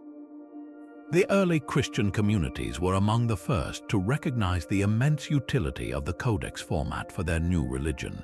While Jewish scripture was traditionally preserved on scrolls, Christians began producing their gospels and epistles almost exclusively in codex form. This was a deliberate choice that aligned perfectly with their needs. Missionaries could carry a complete collection of sacred texts in a single, sturdy volume. During worship, a reader could quickly flip to a specific passage from Matthew or a letter from Paul without the awkwardness of unrolling a long scroll. The Codex became synonymous with the Christian Bible, and as Christianity spread throughout the Roman Empire and beyond, it carried this new book technology with it. By the 4th century of the Common Era, the Codex had decisively overtaken the scroll as the dominant format for literature in the Roman world. The library shelves of antiquity, once lined with cylindrical cases holding scrolls, were now filling up with the flat spines of bound books. The object we still hold in our hands today, the book, had officially been born, a testament to Roman practicality that would preserve and transmit knowledge through the coming centuries. This Roman shift from the scroll to the codex created a new demand for a writing material that could stand up to the rigors of this new format. Papyrus, for all its virtues, had a critical weakness when folded into pages. It was relatively fragile. The constant bending along the spine of a codex could cause the papyrus fibers to crack and break over time. What the book needed was a surface that was both flexible and incredibly tough, and the ancient world found the perfect answer not in the reeds of a river, but in the pastures and farmyards of its countryside. The solution was parchment, and its most luxurious form, vellum. These materials, crafted from the prepared skins of animals, would become the defining medium of the ancient and medieval world, preserving knowledge through centuries of turmoil. The transformation of a raw animal hide into a pristine, creamy white writing surface was a craft that bordered on alchemy, a messy, smelly, and incredibly skilled process that could take weeks to complete. It typically began with the skin of a sheep, goat, or calf. The first step was one of the most unpleasant. The skin had to be cleaned of all flesh and hair. To do this, it was soaked in a vat of lime solution for up to 10 days. This noxious bath loosened the hair and broke down the remaining fats and tissues. After soaking, the skin was stretched taut on a large wooden frame called a hearse. Then, a craftsman wielding a special, crescent-shaped knife with a handle on either end would go to work. He would carefully scrape both sides of the stretched skin, removing every last bit of hair from the outer surface and any residual flesh from the inner side. This was delicate work. Too much pressure could tear the skin, rendering the entire effort useless. Once clean and scraped, the real magic began. The skin was still not ready to write on. It was essentially rawhide, hard and inflexible when dry. To make it soft, supple, and absorbent, it needed to be treated.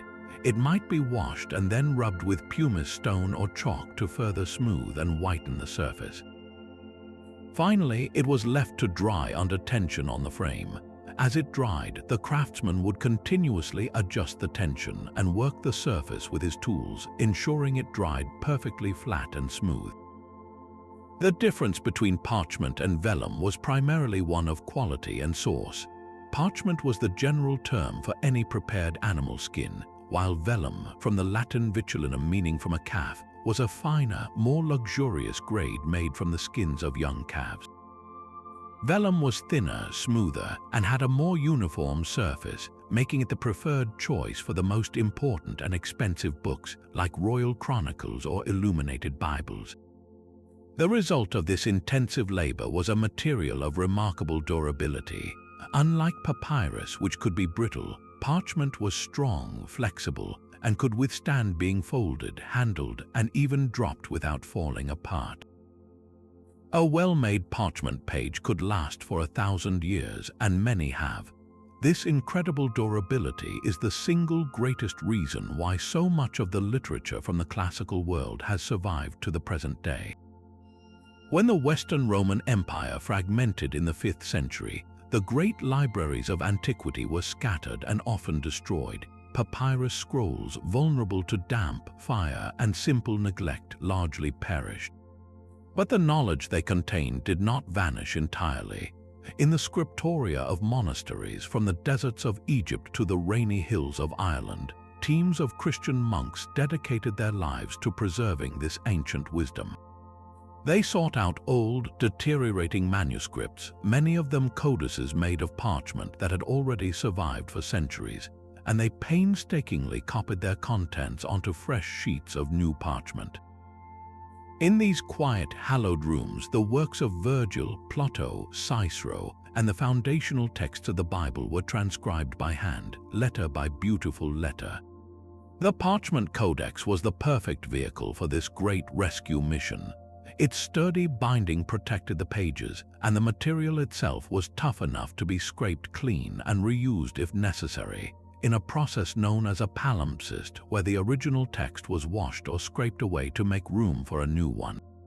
It is because of these anonymous scribes and the resilient nature of parchment that the flame of classical learning was kept flickering through the so-called Dark Ages, ready to be rekindled when the world was ready to read it once more. Yet, even as the classical world faded and the great libraries of Rome fell into silence, a different kind of sanctuary was emerging, one that would become the guardian of civilization's memory. Across Europe, in remote valleys and on windswept islands, monastic communities began to form. Within their stone walls, the primary work was prayer, but a parallel mission of profound importance was taking shape in a special room known as the scriptorium. This was not a place of loud industry, but of intense, quiet concentration. Picture a long, high-ceilinged room, its air cool and still, illuminated only by the daylight streaming through narrow arched windows. Rows of wooden desks face these windows, and at each desk sits a monk hunched over a sloping writing surface. The only sounds are the gentle scratch of a quill, the soft rustle of a turning parchment page, and perhaps the distant chanting from the chapel. Here, in these islands of calm amidst a turbulent world, the fragile flame of knowledge was not only shielded from the wind but was carefully tended, ensuring it would never be extinguished. The work of these scribes was a form of devotion, a physical and spiritual labor that demanded immense patience. Their raw material was parchment, the durable animal skin that had replaced fragile papyrus. Before a single word could be written, the parchment had to be prepared. It was cut into large sheets, folded to form gatherings of pages, and then ruled with faint lines using a stylus or lead point. This created an invisible grid, ensuring the text would be straight and evenly spaced. The scribe's primary tool was a quill, most often taken from the wing of a goose or a swan. He would carefully cut the tip of the quill with a small knife, shaping it into a nib that could produce both thick and thin strokes depending on the angle and pressure. His ink was typically a deep, rich black made from oak galls mixed with iron salts, a recipe that would prove remarkably permanent over the centuries. The act of writing itself was slow and deliberate. There was no room for haste. A single mistake, a misspelled word, a blot of ink could mean hours of work lost, as correcting an error on parchment was difficult. Sometimes a monk would simply scrape the mistake away with a knife, leaving a faint scar on the page, a permanent reminder of human fallibility. But these monks were not mere copyists, they were artists and scholars. The most magnificent manuscripts they produced were far more than just text. They were illuminated, a term that literally means filled with light. This was most literally achieved with the application of gold leaf. A section of the page, perhaps the first letter of a gospel or a border around the text, would be painted with a sticky adhesive like gum arabic. Then, using a delicate brush or even his breath, the monk would lay down a wafer-thin sheet of genuine gold. He would then burnish it with a smooth stone, often a wolf's tooth, until it shone with a brilliant, reflective light that seemed to capture the sun itself. Around this gold, he would paint with vibrant colors derived from precious minerals and plants. deep ultramarine blue from crushed lapis lazuli, bright vermilion from cinnabar, rich greens from copper compounds. These illuminations were not just decoration, they were a form of visual theology. A complex initial letter might contain tiny scenes from the Bible, turning the page into a miniature picture book that helped tell the story for those who could not read the words. The pages themselves became objects of beauty and wonder, testaments to the belief that the Word of God deserved the most glorious vessel humans could create. What were these monks so painstakingly preserving? The core of their work was, of course, sacred text. Countless copies of the Bible, prayer books, and the writings of the Church Fathers were produced, ensuring the continuity of Christian worship and doctrine. Yet, their mission of preservation was far broader. In their scriptoria, they also saved the secular wisdom of the ancient world. Alongside Psalters and Gospels, they copied the works of Virgil, Ovid, and Cicero. They transcribed the philosophical dialogues of Plato and Aristotle, the medical texts of Galen, and the agricultural manuals of Roman writers. A monk in an Irish monastery might spend his days copying the Aeneid, preserving a pagan epic for future generations, driven by a sense that all knowledge, whether sacred or secular, was valuable. These classical texts were often the only surviving copies. The original papyrus scrolls from antiquity had long since crumbled to dust in the damp European climate. The knowledge of Greece and Rome survived solely because it had been transferred onto the more durable medium of parchment and bound into the sturdy format of the codex by these anonymous medieval scribes. They became the unwitting librarians of a civilization that had vanished, ensuring that its ideas would one day be rediscovered.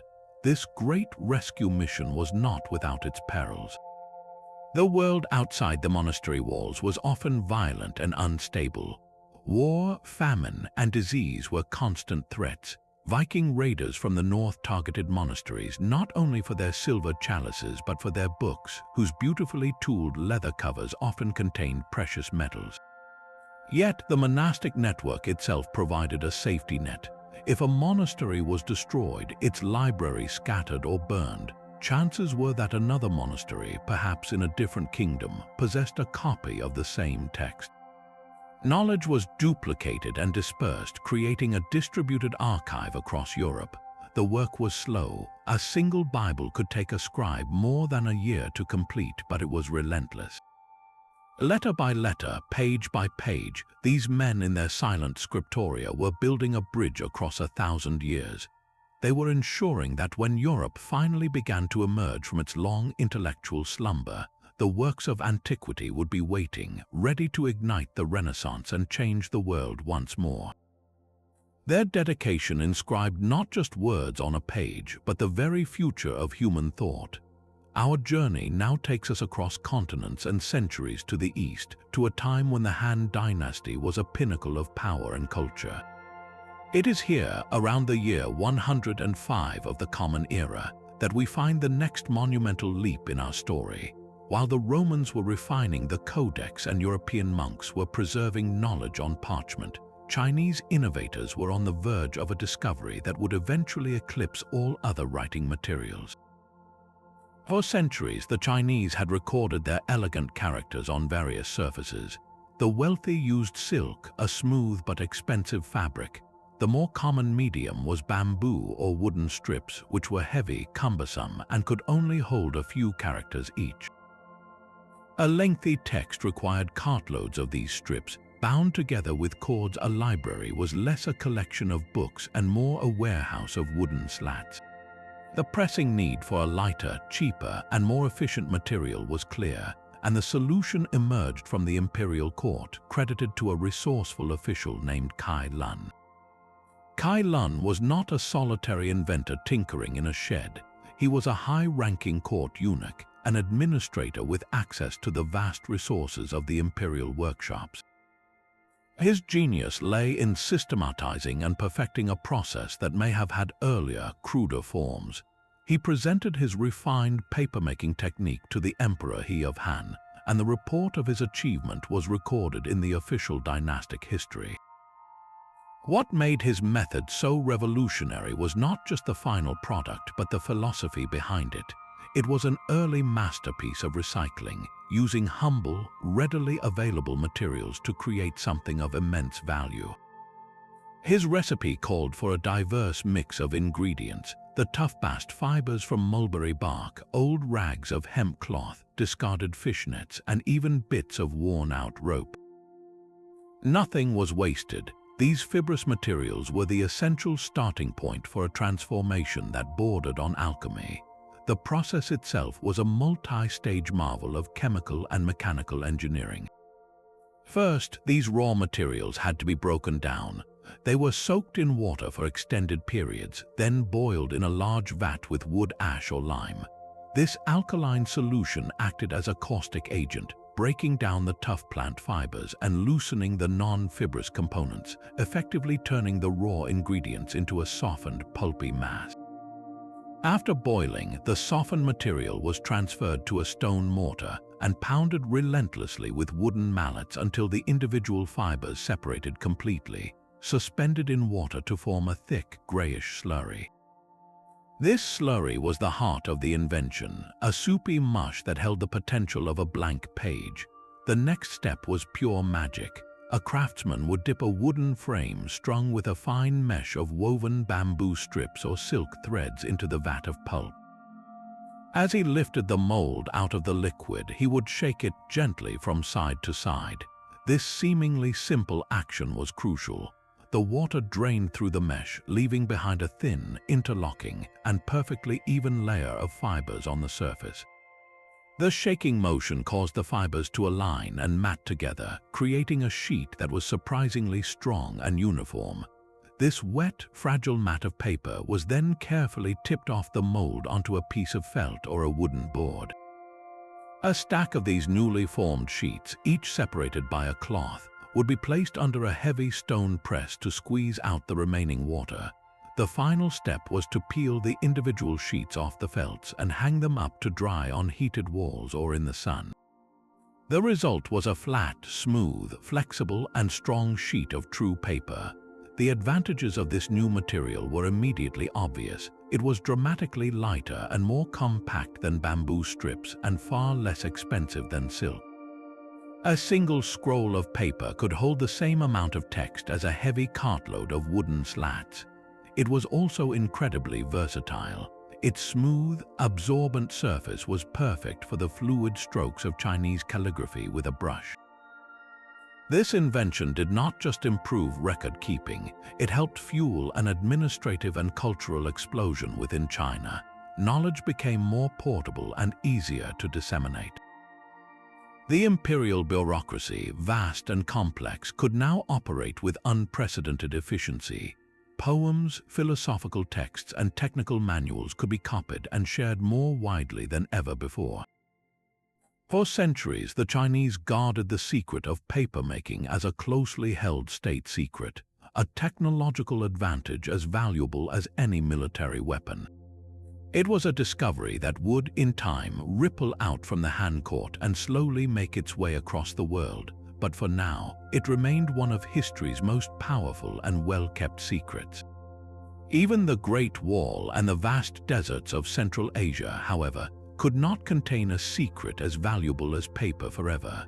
The knowledge began its slow, inevitable drift westward, not as a formal transfer of technology, but as a prize of war and a companion to commerce along the fabled Silk Road.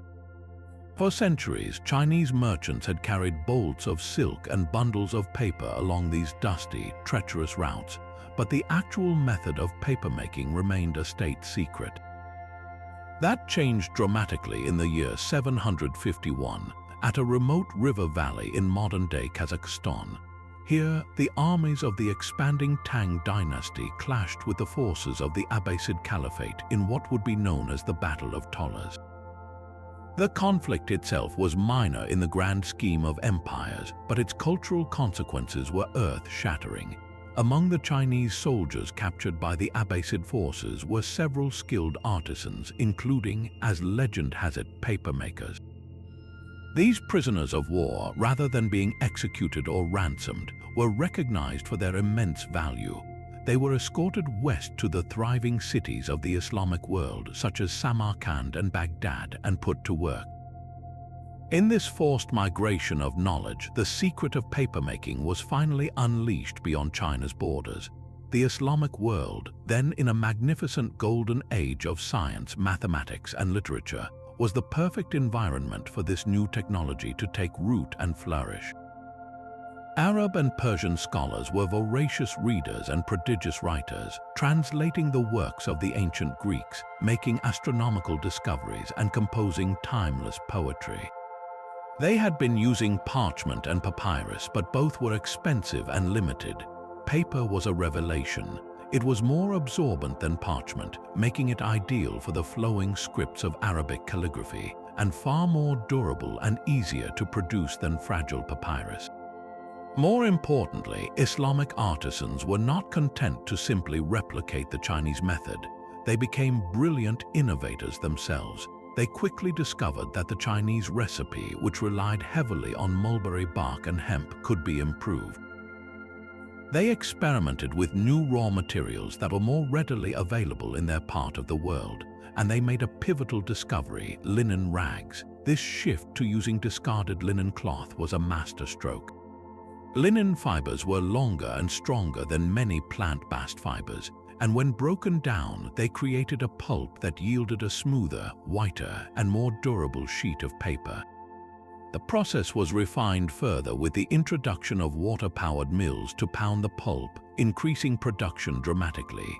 By the 9th century, Baghdad boasted its first paper mill, and soon mills sprang up in Damascus, Cairo, and across North Africa. The city of Samarkand, strategically located on the Silk Road, became particularly famous for its high-quality paper, which was traded far and wide. In the Great House of Wisdom in Baghdad, a legendary academy and library, scholars now filled countless volumes with their insights onto sheets of this new, superior paper. The Islamic world had not just adopted a Chinese invention, they had perfected it, creating an industrial-scale production that could fuel their own intellectual revolution and act as a new conduit for knowledge flowing slowly toward Europe. The final leg of paper's long journey into Europe was a slow, deliberate process, filtered through the complex political and cultural landscape of the Mediterranean. For centuries, Europe remained a continent of parchment, its literary output largely confined to monastic scriptoria due to the high cost and labor-intensive nature of the material. Paper first began to trickle in as a luxury import from the Islamic world through two main gateways: the island of Sicily, which had been under Muslim rule, and most significantly, the Iberian Peninsula. In Spain, the Reconquista, the centuries-long Christian effort to reclaim the peninsula from Muslim kingdoms, unfolded city by city. And with each city that fell, such as Toledo in 1085, the victorious Christians discovered not just new territories but advanced technology. They found paper mills known as molinos de papel already in operation. The first documented paper mill in Christian Europe was established in the town of Zativa in the Kingdom of Valencia around the year 1150. The knowledge had crossed the cultural divide not through war, but through the intermingling of communities and the pragmatic recognition of a superior product. From Spain, the technology crept slowly northward into Italy. The first Italian paper mill was founded in Fabriano around 1276, and it was here that European artisans began to make their own crucial improvements. The Italians pioneered the use of watermarks, subtle designs woven into the paper during its formation that identified the mill and the quality of the sheet. They also developed a gelatin sizing made from animal hides, which they applied to the surface of the paper after it was formed. This sizing made the paper much less absorbent, preventing ink from feathering and allowing for the crisp, clean lines essential for the new, Gothic scripts of the late medieval period. These innovations ensured that European paper was not just an imitation of Islamic paper, but a product of distinct and high quality. This steady, centuries-long migration of an idea from the courts of the Han dynasty to the water-powered mills of Italy had set the stage for a cataclysm. The stage was set, the material was ready. All that was needed was a spark to ignite a fire that would forever change how the world shared information. And so, by the dawn of the 15th century in Europe, all the essential ingredients for an information explosion were present, yet the fuse remained unlit. The codex had triumphed over the scroll, providing the perfect, durable, and accessible format for a book. The Latin alphabet, with its efficient vowel-consonant system, offered a script that was relatively quick to learn and easy to read.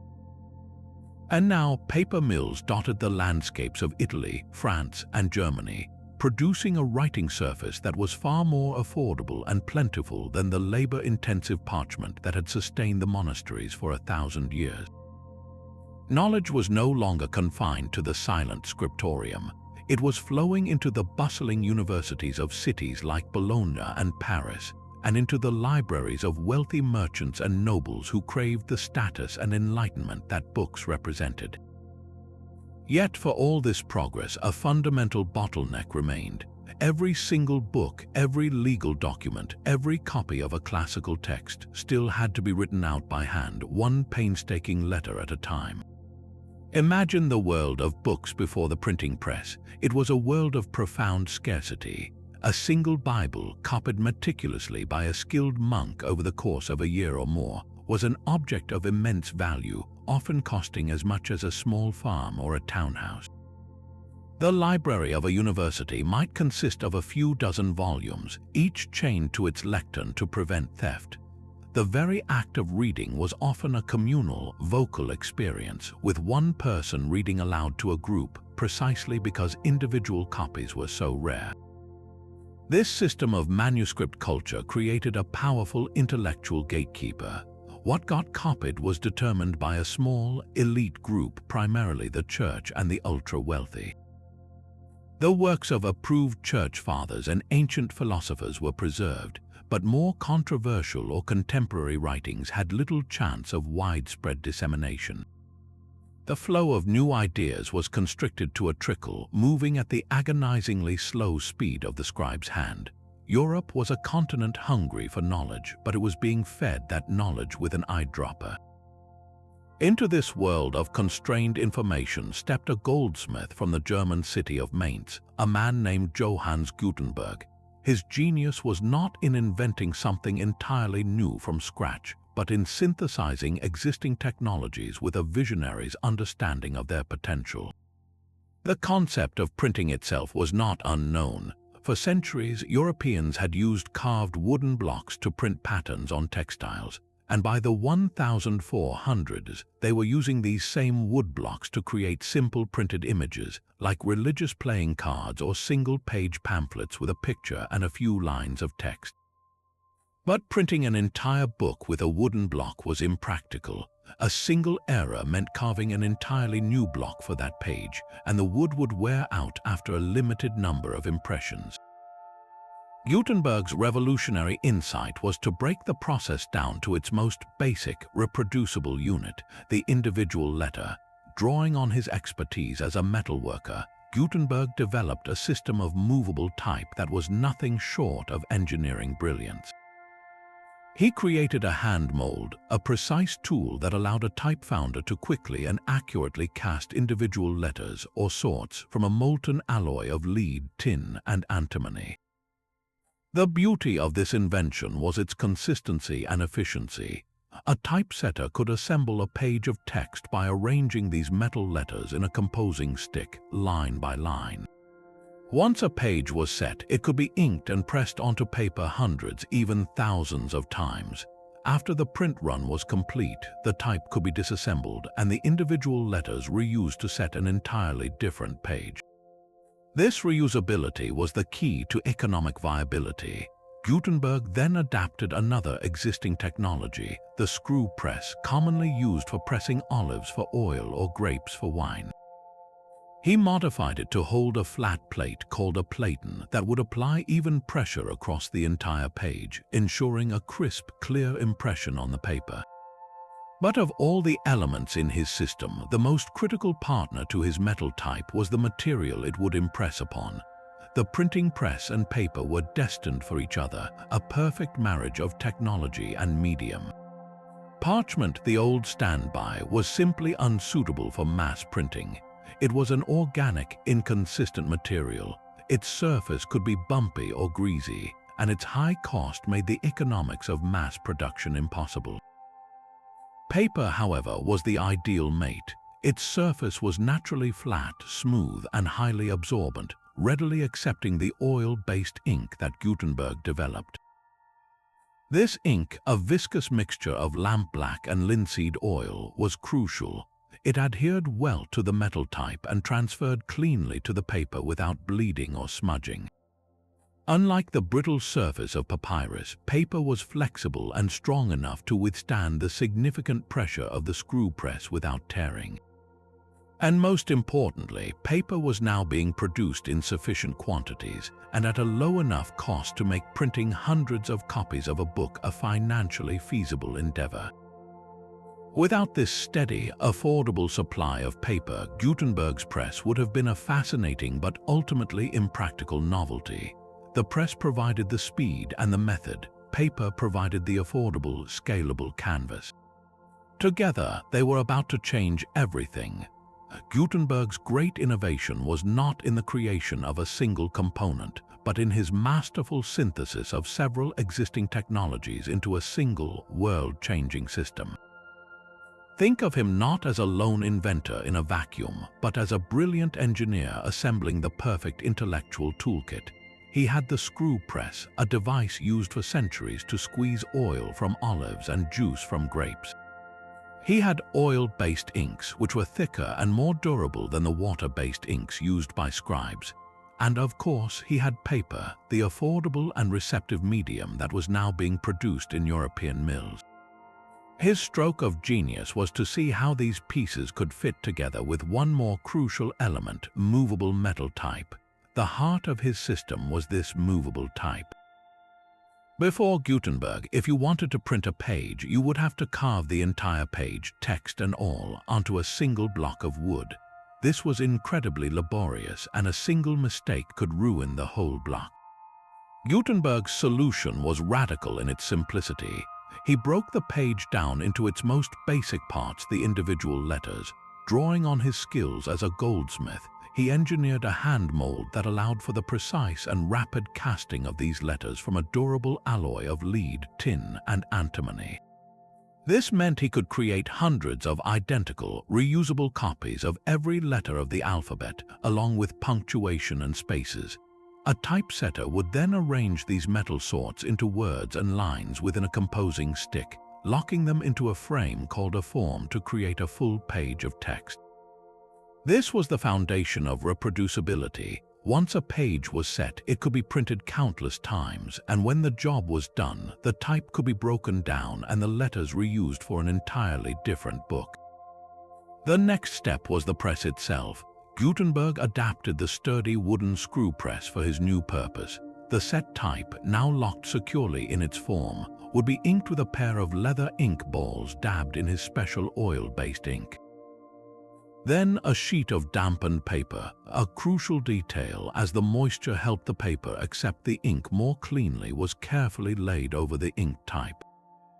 The printer would then pull a large lever, driving the screw down and pressing the platen, a flat plate, with immense and even force onto the paper. This action transferred the ink from the metal letters to the paper's surface. When the lever was released and the paper lifted, there it was, a perfectly crisp, clear impression of the text. This process could be repeated at a staggering speed for the time. A skilled press crew could produce hundreds of sheets in a single day, a rate unimaginable to a monk toiling for a year on a single manuscript.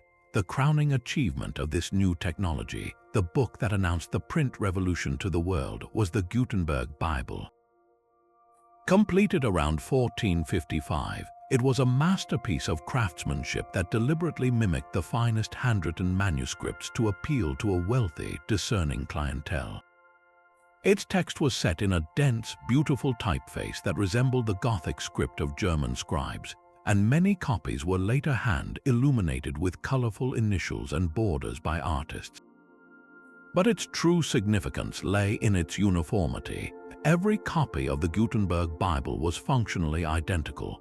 For the first time in history, dozens of people in different cities could read exactly the same text with the same pagination and the same words. This wasn't just a new way to make books, it was a new way to standardize knowledge, to ensure that an idea could be replicated and shared without the creeping errors that inevitably slipped in through generations of hand copying. The combination of movable type and paper had not just accelerated communication, it had introduced the modern concept of mass production to the world of ideas.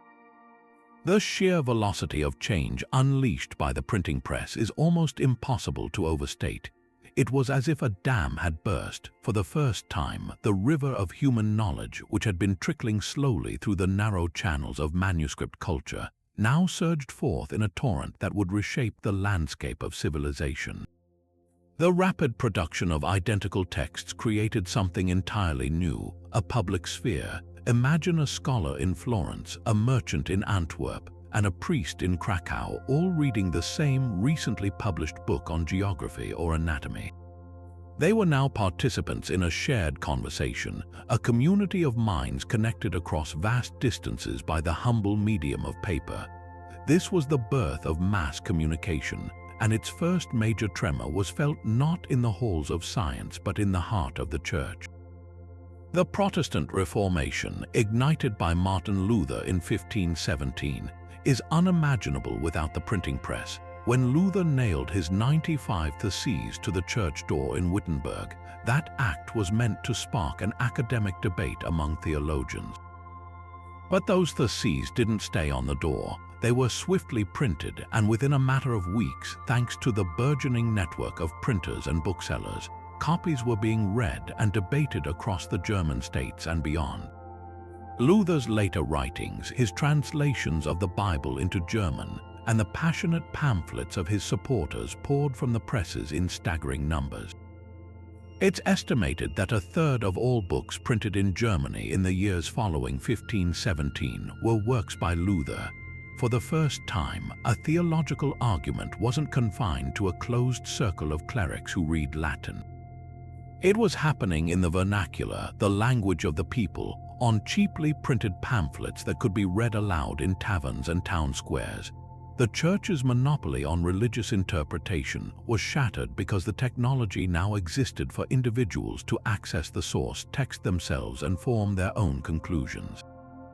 The very authority of institutions began to shift from oral tradition and priestly decree to the silent, powerful authority of the printed word. This democratization of knowledge didn't stop with religion. It fueled the very engine of the scientific revolution. Before print, a scientist like Copernicus or Galileo worked in relative isolation. Their discoveries, often written in dense, technical language, might be copied a handful of times and slowly circulate among a small network of correspondents. Errors crept in during copying, and challenging established ideas was a slow, difficult process. The printing press changed all that. Now, an astronomer could publish a detailed diagram of the heliocentric solar system, and every copy would be precise down to the last measurement. The Royal Society in London, a hub of scientific inquiry, adopted the motto nullius in verba, take nobody's word for it. This ethos was made possible by print. Scientists could publish their experiments, their methods, and their results, inviting others across Europe to replicate their work and verify their findings. Knowledge became cumulative and collaborative. A discovery in Italy could build upon a theory developed in England, which was itself a refinement of an observation first published in Denmark. The printed page became a permanent, reliable record against which new ideas could be tested, creating a foundation of verifiable fact that accelerated innovation at an unprecedented rate. This newfound ability to share and standardize information became the bedrock of modern governance and the rise of democratic ideals. Think of the practicalities of administering a nation. Laws could no longer be mutable oral traditions subject to the memory of a local official. They needed to be codified, printed, and distributed so that every judge and magistrate in the land was working from the same statute book. This created a new sense of legal uniformity and fairness, but the impact went far deeper than bureaucracy. The proliferation of newspapers and political pamphlets in the 17th and 18th centuries created an informed citizenry. People could read about debates happening in Parliament, analyze arguments for and against taxation, and engage with Enlightenment philosophies about natural rights and the social contract. The ideas of John Locke, Jean-Jacques Rousseau, and Thomas Paine did not remain locked in ivory towers. They were printed, debated in coffeehouses, and discussed by merchants and artisans. This widespread literacy and access to information empowered people to imagine a different relationship with their rulers, fueling revolutions in America and France that were in many ways battles of pamphlets as much as they were of muskets. The concept of public opinion was born, and with it the notion that government should be accountable to the governed.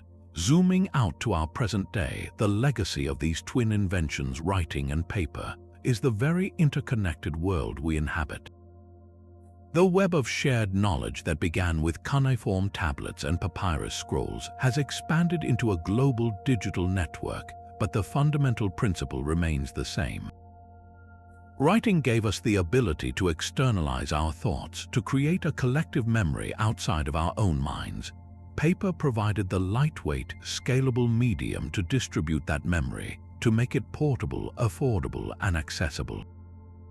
Every scientific textbook, every novel that transports us to another world, every constitution that guarantees our rights, and every letter that connects us to a loved one far away is a direct descendant of those first impressions in clay and the first sheets drawn from the Nile. These inventions built a bridge across time, allowing us to stand on the shoulders of every curious mind that came before us. They transformed humanity from a species of isolated storytellers into a global civilization, forever linked by the silent, enduring power of the word. And so, our bedtime history mystery reaches its final chapter, a puzzle solved not by a single clue, but by tracing a magnificent, unbroken thread of human ingenuity that connects us directly to the minds of our most distant ancestors. We began our investigation in the dusty courtyards of ancient Mesopotamia, where the practical need to count sheep and jars of oil led to the world's first symbols pressed into clay. We witnessed the birth of majestic hieroglyphs on the stone walls of Egypt, a sacred script meant to last for eternity. We marveled at the independent spark of genius in China, where the humble mulberry tree and old rags were transformed into the miracle of paper. And we followed the journey of the alphabet, from its clever simplification by traders in the Sinai to its perfection by the Greeks and Romans, whose invention of the codex gave us the book itself. Each of these steps was a leap of faith, a belief that a thought, a story, or a law was valuable enough to be given a permanent home outside the fragile vessel of human memory. This incredible journey bestowed upon humanity a superpower we now take for granted, the ability to make our thoughts tangible. For the first time, an idea was no longer a fleeting whisper on the wind, destined to fade when its speaker fell silent. With writing, a thought could be captured, held, and examined. It could be sent across deserts and oceans to be read by someone in another time and place. It could be questioned, debated, and most importantly, built upon. The wisdom of a philosopher in Athens did not die with him. It was inscribed on papyrus, copied onto parchment by medieval monks, printed on paper during the Renaissance, and now lives on in the digital texts we read today. Each generation has stood upon the shoulders of the last, not because of some magical inheritance, but because writing and paper provided the solid ground upon which that knowledge could safely rest. Our entire modern world, our science, our laws, our literature, our shared understanding of history, is a cathedral of ideas constructed over millennia, with every brick cemented in place by the written word. So, the next time your hand reaches for a notepad to jot down a grocery list, or your fingers trace the lines of a novel before you drift off to sleep, pause for just a moment and consider the profound act you are performing. You are not merely making a reminder or reading a story. You are participating in a ritual that is thousands of years in the making. You are activating a technology so powerful that it tamed time itself, allowing the voice of a Sumerian accountant, an Egyptian poet, or a Renaissance scientist to speak directly to you across the vast chasms of centuries. Every page you turn is a silent tribute to the countless scribes, inventors, and dreamers who refused to let knowledge vanish. Their legacy is the connected world we inhabit, a world built on the simple, revolutionary premise that a thought is worth saving. Sweet dreams, intrepid explorers, and may you continue to unravel history's great mysteries one page at a time.